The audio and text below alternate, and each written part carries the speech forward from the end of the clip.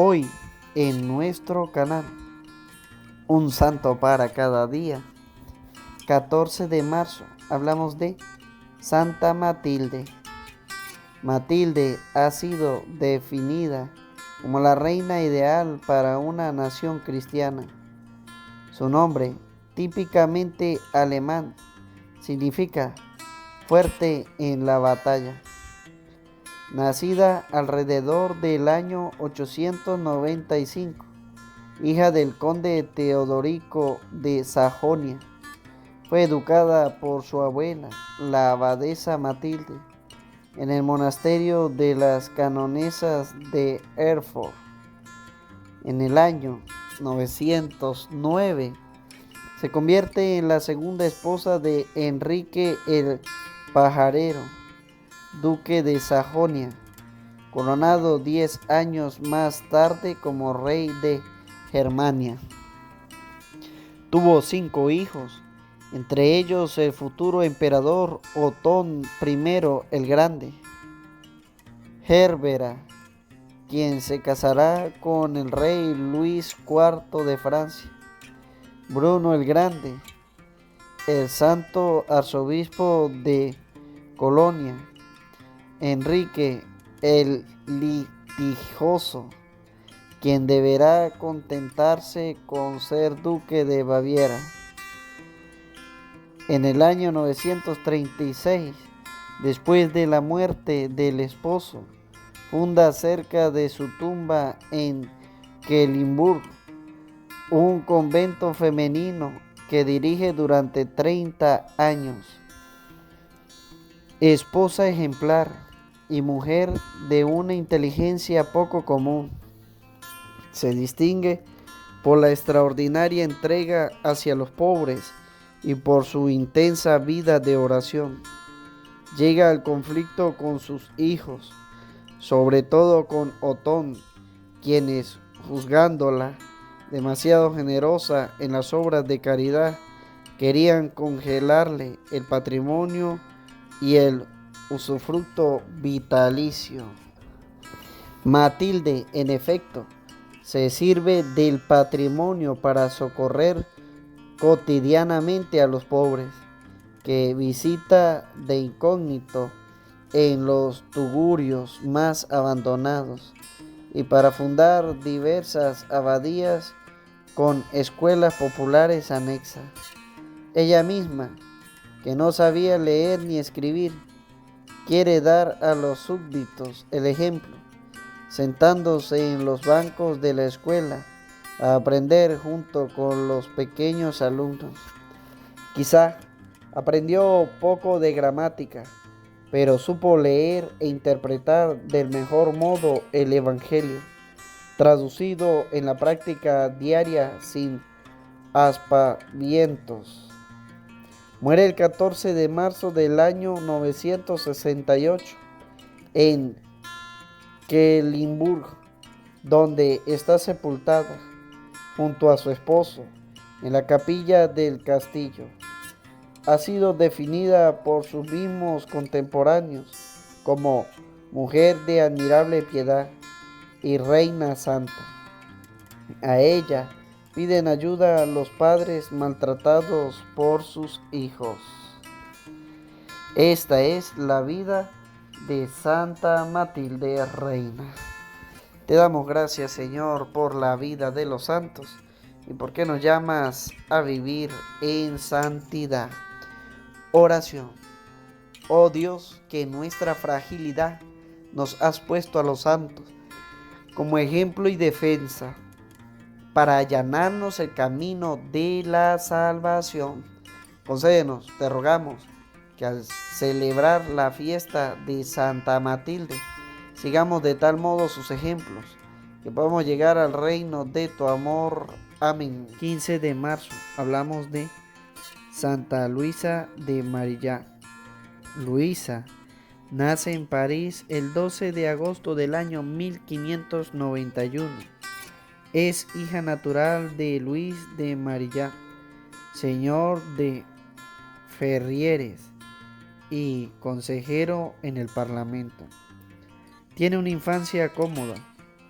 Pero pronto, con la muerte de su padre, la familia se encuentra en dificultades y Luisa debe dejar el colegio real, siendo confiada a una señorita pobre, quizá su madre, quien la inicia en el trabajo.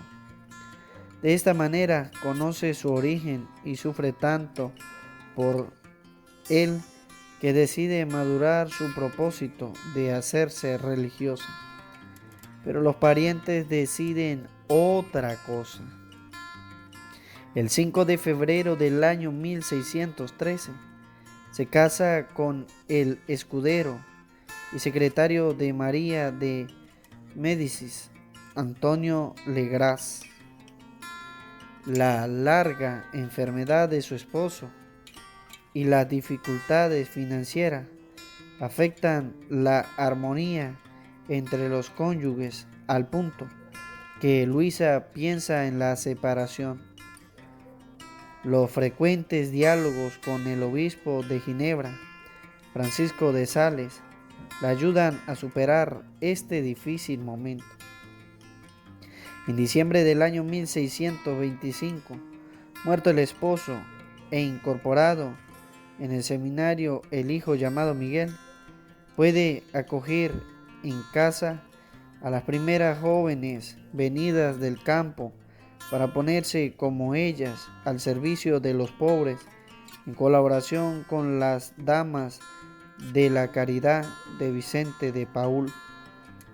Es el primer núcleo de la nueva y revolucionaria congregación. Luisa de Marillá se convierte en cofundadora de las Hijas de la Caridad junto a San Vicente de Paúl, quien exhortaba así a las primeras hermanas: ustedes tienen por monasterio las casas de los pobres, por celda la habitación del enfermo, por capilla la iglesia parroquial, por claustro las calles de la ciudad, por clausura la obediencia, por reja el temor de Dios, por velo la santa modestia. Son palabras que, mejor que cualquier perfil biográfico, pintan la existencia de Luisa, humilde, inteligente y dúctil, colaboradora del gran santo de la caridad. Pobres, enfermos, huérfanos, presos, ancianos y vagabundos la tuvieron como madre afectuosa, con una dedicación increíble, a pesar de las enfermedades y de los disgustos familiares. Un tío suyo la subió al patíbulo por haber conjurado contra Richelieu. Luisa se entrega a todos con entusiasmo y con disponibilidad, permaneciendo como superiora de las célebres hermanas, todavía muy populares, aunque sin su característica cofia, hasta el día de su muerte, el 15 de marzo del año 1660. Es patrona de las asistentes sociales y de todos los que trabajan en este campo. Esta es la vida de Santa Luisa de Marillá. Hoy se recuerda también a San Clemente María Hofbauer. Te damos gracias, Señor, por la vida de los santos y porque nos llamas a vivir en santidad. Oración. Oh Dios, que en nuestra fragilidad nos has puesto a los santos como ejemplo y defensa para allanarnos el camino de la salvación. Concédenos, te rogamos, que al celebrar la fiesta de Santa Luisa de Marillá, sigamos de tal modo sus ejemplos, que podamos llegar al reino de tu amor. Amén. 16 de marzo hablamos de San Heriberto. Heriberto, cuyo nombre significa esplendente en el ejército. En vida tenía fama de santidad al punto de atribuírsele varios milagros, como el de la lluvia obtenida con sus plegarias durante la grave sequía que había sometido al hambre a toda la región de Colonia, Alemania. Nació en Worms en el año 970, hijo del conde Hugo, educado por los benedictinos en Gorza. A los 24 años se convierte en canciller de Otón III, el joven emperador del Sacro Imperio Romano. El Papa Silvestre II y el emperador recompensan el empeño y la habilidad de Heriberto, nombrándolo arzobispo de Colonia, mientras él se hallaba en Benevento, con el fin de poner orden en las regiones del sur. Dejando Italia, Heriberto se dirige a Colonia para la ordenación sacerdotal que ocurre en el año 999. En el año 1002, Otón III muere y Heriberto acompaña el traslado de los restos a Aquisgrán, junto con las insignias imperiales, cetro, globo, corona y sobre todo la Santa Lanza, la reliquia más importante, en manos del emperador, quien se había convertido en su custodio celoso. Se trataba de la lanza con la que el centurión Longino había atravesado el costado de Cristo, hallada por los primeros cruzados en Antioquía. Cuando Enrique II sube al trono imperial, Heriberto es exonerado de la Cancillería. De esta manera puede dedicarse totalmente a su arquidiócesis. Demuestra ser un buen pastor, visitando varias veces toda la diócesis y dando ejemplo de pobreza, de espíritu de penitencia, de oración y de caridad con los más necesitados. Noble de nacimiento, pero más aún noble de alma, Heriberto dedica sus bienes a las obras de caridad y a la construcción de iglesias y de hospicios. A su memoria queda la célebre abadía benedictina fundada por él en Deux, a orillas del Rin, donde es sepultado el día de su muerte, ocurrida el 16 de marzo del año 1021. Es convocado para obtener la lluvia en periodos de sequía. Esta es la vida de San Heriberto, obispo. Hoy se recuerda también a los santos Agapito y Tasiano. Te damos gracias, Señor, por la vida de los santos y porque nos llamas a servir en santidad. Oración. Oh Dios, que en nuestra fragilidad nos has puesto a los santos como ejemplo y defensa para allanarnos el camino de la salvación. Concédenos, te rogamos, que al celebrar la fiesta de San Heriberto, sigamos de tal modo sus ejemplos, que podamos llegar al reino de tu amor. Amén. 17 de marzo hablamos de San Patricio. Patricio es conocido por la leyenda del pozo, un ejemplo del símbolo de la penitencia del purgatorio y del infierno, que el santo hizo aparecer a los infieles que lo escuchaban mientras se hallaba en Irlanda. Hijo del diácono de la comunidad de Banavent-Tavernier, nace en el año 385 y recibe una educación de alto nivel. Tiene apenas 16 años cuando los piratas lo secuestran de su tierra, Gran Bretaña, y lo venden como esclavo en las costas de Irlanda. Aquí permanece 6 años hasta el momento en que finalmente logra escapar. No sabemos si la nave lo trae a la patria o lo deja en costas francesas. Se sabe con certeza que llega a Auxerre, justo a donde está el obispo Germán, hombre de profunda ciencia y de gran santidad. Este escucha con interés la historia de sus peripecias y capta allí el signo de la providencia. Según el obispo, nadie mejor que Patricio, quien conoce por experiencia la lengua y las costumbres de los irlandeses, podría llevarlos a la fe cristiana. La idea es acogida por él y después de contemplar su formación cristiana y cultural en Auxerre, bajo la guía del santo obispo, transcurre un periodo en Lengris, un importante centro monástico. En el año 432, al morir Paladio, el primer obispo de Irlanda, Patricio es nombrado su sucesor.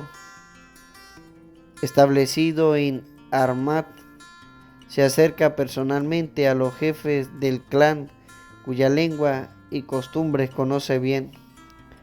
Los monjes, bajo su sabia guía, logran integrar en la fe cristiana todo lo que la religiosidad anterior contiene de positivo, dejando caer un poco a la vez lo que es inconciliable con aquella. La capacidad genial de Patricio de identificarse con el alma irlandesa y de entenderla a fondo está en el origen de su predicación eficaz y profunda, la cual se afirmó sin derramamiento de sangre.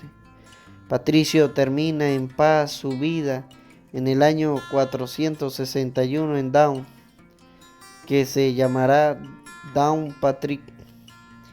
Irlanda, Murcia, Nigeria y Boston se honran de tenerlo como patrono, protector de los mineros. Es invocado contra la rabia y sobre todo para la liberación de las almas del purgatorio. Esta es la vida de San Patricio. Hoy se recuerda también a Santa Gertrudis de Nivelles. Te damos gracias, Señor, por la vida de los santos y porque nos llamas a vivir en santidad. Oración. Oh Dios, que en nuestra fragilidad nos has puesto a los santos como ejemplo y defensa para allanarnos el camino de la salvación. Concédenos, te rogamos, que al celebrar la fiesta de San Patricio, sigamos de tal modo sus ejemplos, que podamos llegar al reino de tu amor. Amén. 18 de marzo, hablamos de San Cirilo de Jerusalén. Busca conservar bien en la memoria el símbolo de la fe, el credo. Él está hecho no por los caprichos humanos, sino por el que es el resultado de la elección de los puntos más importantes de toda la Escritura. Así como un grano de mostaza en su pequeñez contiene en germen todas las ramas, así es el símbolo de la fe, contiene en su breve fórmula toda la suma de doctrinas que se hallan en el Antiguo y en el Nuevo Testamento. Esta es una de las recomendaciones a los fieles por parte de Cirilo de Jerusalén, el santo de la catequesis, es decir, de la instrucción y de la educación de los fieles. La fortuna de Cirilo en la historia se debe a un copista de Jerusalén que, admirado por su predicación, decide anotar sus instrucciones para la preparación de los catecúmenos al sacramento del bautismo. Así han llegado a nosotros las famosas catequesis, los 24 sermones compuestos en los comienzos de su episcopado, textos sencillos y accesibles a todos, fieles a la ortodoxia y llenos de alimento espiritual. Cirilo nace en Jerusalén en el año 315, al inicio de la era constantiniana, en una familia cristiana acomodada. Por sus virtudes y por su preparación, el obispo Máximo lo ordena sacerdote hacia el año 345 y lo asocia al gobierno de la iglesia, confiándole de modo particular la predicación. A la muerte de Máximo, es elegido como obispo de Jerusalén, pero la hostilidad de los arrianos no le da tregua. Varias veces es enviado al exilio. Los padres del Concilio de Constantinopla del año 381, en la carta al Papa Dámaso, dan de él este bello testimonio. Le hacemos saber que el obispo de la iglesia de Jerusalén, madre de todas las iglesias, es el reverendo y amado por Dios Cirilo, que ha sido ordenado canónicamente por los obispos de su provincia y que ha sostenido en numerosos lugares lucha contra los arrianos. Muere en el año 381, después de 35 años de episcopado, de los cuales 16 se mantuvo en el exilio. En el año 1882, el Papa León XIII lo honró con el título de doctor de la Iglesia. Te damos gracias, Señor, por la vida de los santos y porque nos llamas a vivir en santidad. Oración. Oh Dios, que en nuestra fragilidad nos has puesto a los santos como ejemplo y defensa para allanarnos el camino de la salvación. Concédenos, te rogamos, que al celebrar la fiesta de San Cirilo, sigamos de tal modo sus ejemplos, que podamos llegar al reino de tu amor. Amén. 19 de marzo, hablamos de San José. José, nombre de uso frecuente y nunca banal, significa que Dios aumente.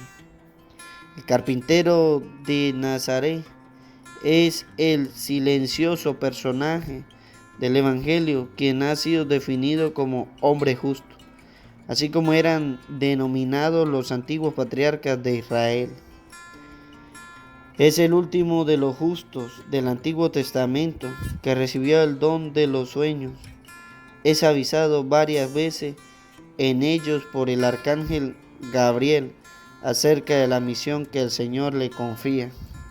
José, como los patriarcas, creía en el amor de Dios hacia su pueblo y esperaba el cumplimiento de la promesa salvífica que vendría de lo alto. De improviso, se halla envuelto en primera persona en esa aventura extraordinaria. Descendiente de la casa de David y por tanto de estirpe real, es llamado a ser el padre putativo de Jesús, el compañero de la Virgen María, el esposo de la Inmaculada. Por esta relación especial con Jesús y con María, José ha sido siempre muy venerado en la Iglesia. Pío IX, recogiendo la herencia de esta larga tradición, lo proclamó patrono de la Iglesia Universal. León XIII lo muestra como modelo para todas las familias cristianas. Los papas siguientes lo enriquecen con otros títulos, instituyendo una segunda conmemoración el día 1 de mayo, unida a su oficio de artesano. José ha permanecido en la memoria de la cristiandad como el modelo del hombre sencillo, que con su vida ejemplar ha guiado a la más santa de las familias. Viaja a Belén para el censo, lleva a salvo a María y al niño, liberándolos de Herodes. Vuelve a la casa de Nazaret, compartiendo las alegrías y los dolores comunes a todos los padres de familia, quienes deben ganar el pan con el sudor de su frente. Acerca al templo.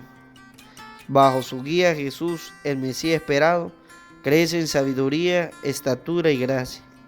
Es el patrono de los carpinteros, de los trabajadores, de los emigrantes y de los padres de familia.